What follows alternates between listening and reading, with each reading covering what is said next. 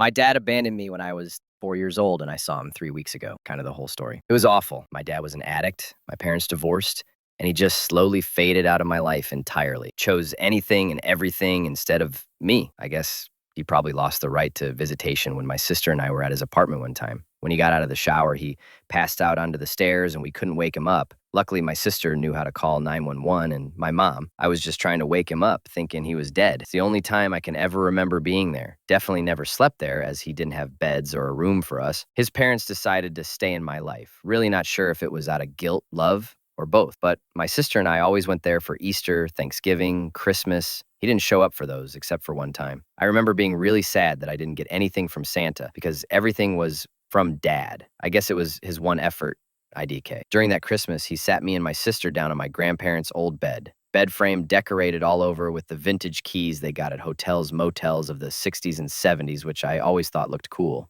He told us that he's made bad decisions and he wants us to make better ones. That's the only conversation with him that I can ever remember having. And I just nodded and said, I understood. But I felt like saying, who are you and why are you trying to give me life advice? It's obvious that you're a scrub. You didn't have to tell me. I was probably about 7 years old. So yeah, then my literal dad continued to ghost me. He got remarried and raised a stepdaughter who I've never met. I don't know where he lives, but I think he's in the same state as me. And I don't have his phone number, but I found out in 2021 that he has mine. This man literally called me after no contact for 20 plus years at like 10 p.m. on a Tuesday to ask me why I've never told him happy birthday or happy Father's Day. I don't even know when his birthday is. And ever since then, I've been really upset about all of this, honestly. It was a lot easier to make excuses for him before that, or just do drugs and not think about pain like I did in high school. So, 3 weeks ago, I had to go to my grandpa's funeral. The grandpa that built a treehouse for my cousins and I, who hid Easter eggs for us, who paid for my summer camp every summer, who started a tuition fund for all of us when we were babies, where he just had to pay cents a day and the state would match it.